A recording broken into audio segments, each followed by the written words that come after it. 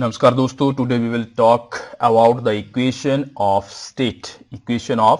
State of an ideal gas from simple statistical consideration. जो equation of ideal gas होती है उसको हमने ड्राइव किया है, उसको जनरली हम ऐसे लिखते हैं PV it is equal to N R T. P pressure होता है, बी वॉल्यूम, आर जो है कांस्टेंट है और टी जो है वो टेम्परेचर है।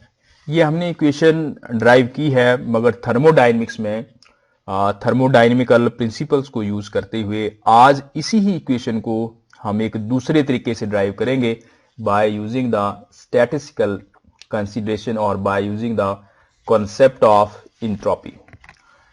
लेट अस सपोज कि हमारे पास n, small n, it is the number of moles.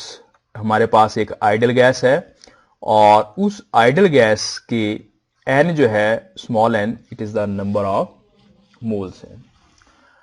और यदि हम ये मान लें कि Na it is the Avogadro's number.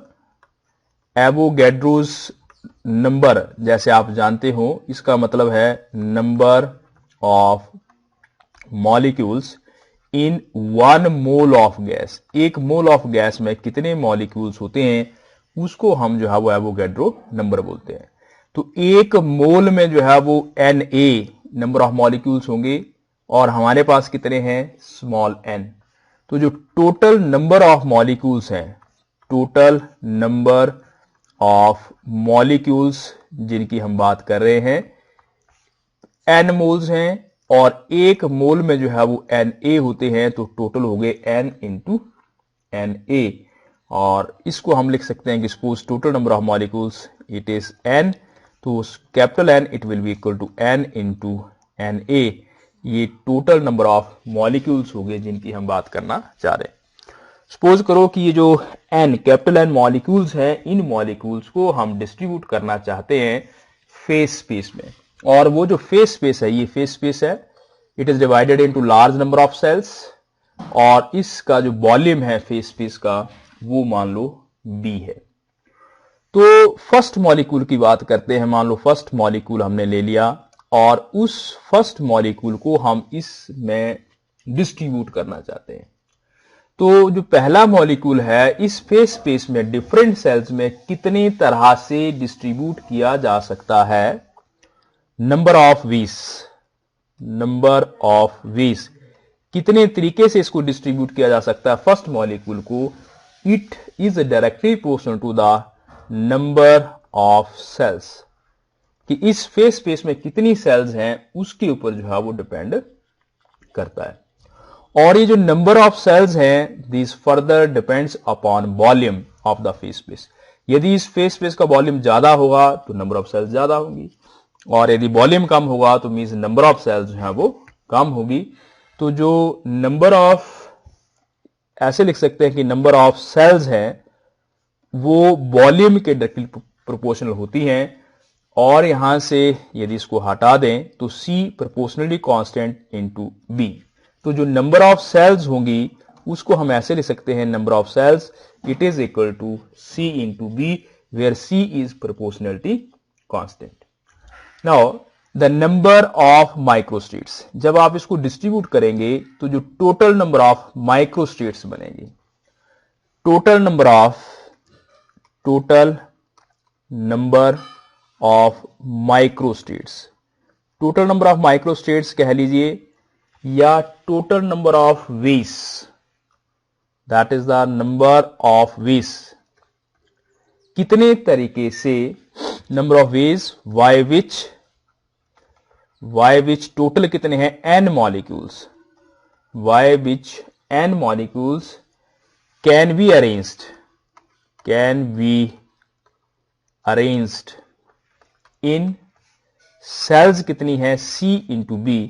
तो टोटल नंबर ऑफ जो माइक्रोस्टेट्स होंगी या टोटल नंबर ऑफ जो वेज होंगे उसको हम फिजिक्स में W से डिनोट करते हैं, जिसको हम थर्मोडायनेमिक प्रोबेबिलिटी बोलते हैं। तो जो थर्मोडायनेमिक प्रोबेबिलिटी है उसको हम ऐसे लिखेंगे C into B, that is the number of cells raise to power total number of molecules, that is the N। Last जब हम स्टैटिस्टिक्स की बात कर रहे थे तो वहां पे हम 2 सेल्स के अंदर डिस्ट्रीब्यूशन की बात करते थे और हम ये कहते थे कि जो थर्मोडायनिक प्रोबेबिलिटी है इट इज, या टोटल नंबर ऑफ माइक्रोस्टेट्स है it is equal to 2 raise to power n। तो 2 क्या है, नंबर ऑफ सेल्स, और n क्या होता था, नंबर ऑफ पार्टिकल्स। तो जो नंबर ऑफ सेल्स हैं raise to power number of particles, ये हमें थर्मोडायनेमिक प्रोबेबिलिटी जो है वो बताता है। तो इस ब्रैकेट को यदि हम ओपन करें तो ये हो जाएगा W C raise to power n और this is B raise to power n। अब हम जानते हैं कि जो स्टैटिस्टिकल डेफिनेशन है एंट्रोपी की, उसके हिसाब से हमने ड्राइव किया था कि जो S होता है it is equal to K that is log of W। तो ये वैल्यू यदि हम यहां पुट कर दें तो ये हो जाएगा K log of C raise to power n then B raise to power n। या इसको हम ऐसे लिख सकते हैं it is equal to K, और यहां पे log यदि लेंगे तो ये अलग अलग टर्म हो जाएंगी, C raise to power n plus log of B raise to power n। और यहां से इसको थोड़ा सा और सिंप्लीफाई करें तो ऐसा लिखा जा सकता है n log of C plus n log of B। अब यहां पे यदि हम ये अज्यूम कर लें कि सपोज C जो कांस्टेंट है इसकी वैल्यू 1 है, then log of 1 it will be equal to 0। तो ये टर्म 0 हो जाएगी and S it is equal to K n log of B।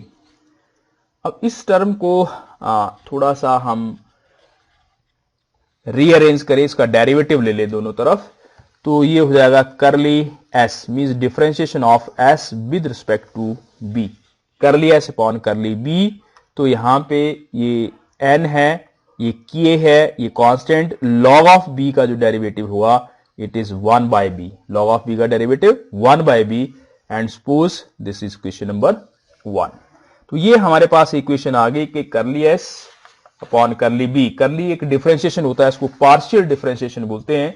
तो पार्शियल डिफरेंशिएशन जो है करली S upon curly B N K upon B के बराबर हो गया। ऑल्सो जैसा हम जानते हैं फर्स्ट लॉ ऑफ थर्मोडायनेमिक्स ये कहता है कि d Q it is equal to d U plus P d V, और साथ में हमें ये मालूम है कि इंट्रोपी की डेफिनेशन होती है d S it is equal to d Q upon T.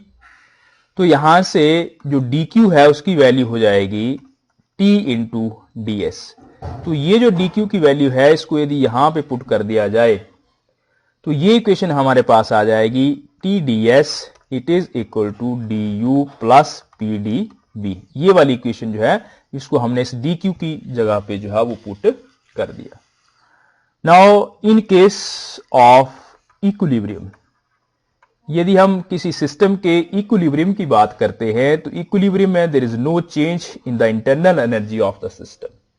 तो ये डी यू जो है वो 0 हो जाएगा क्योंकि इंटरनल सिस्टम एनर्जी में कोई चेंज नहीं होगा। तो हमारे पास इक्वेशन रहेगी T d S it is equal to P d B, और इसको हम रीअरेंज करें तो ये हो जाएगा curly S upon curly B it is equal to P upon T. तो ये हमारे पास जो है वो दूसरी इक्वेशन होगी। यदि हम इक्वेशन 1 और 2 को कंपेयर करें, comparing equation 1 and 2, comparing equation 1 and 2, तो यहां देखेंगे यहां भी करली एस बाय बी है और यहां भी करली एस बाय बी है, दोनों की लेफ्ट हैंड साइड जो है वो आपस में इक्वल है। तो राइट हैंड साइड को हम इक्वेट कर सकते हैं।